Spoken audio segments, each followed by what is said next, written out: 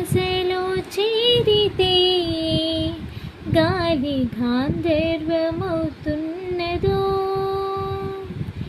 ఈ శ్వాసలో చేరితే గాలి గాంధర్వమవుతున్నదో, ఈ మూవిపై వాలితే మౌనమే మంత్రమవుతున్నదో,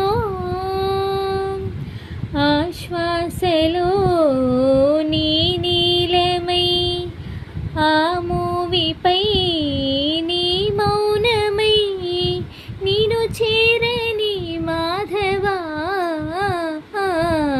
ఈ శ్వాసలో చేరితే గాలి గాంధర్వమవుతున్నదో.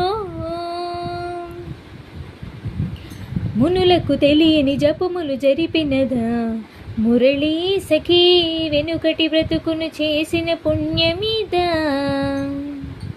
తనువును నిలువున తొలచిన గాయములే తన జన్మకి తరగని వరముల చిరులను తలచినదా, కృష్ణ నిన్ను చేరినది అష్టాక్షరిగా మారింది, ఇలా ఇంత పెన్నిది వెదురు తాను పొందింది వేణుమాధవాని సన్నిధి.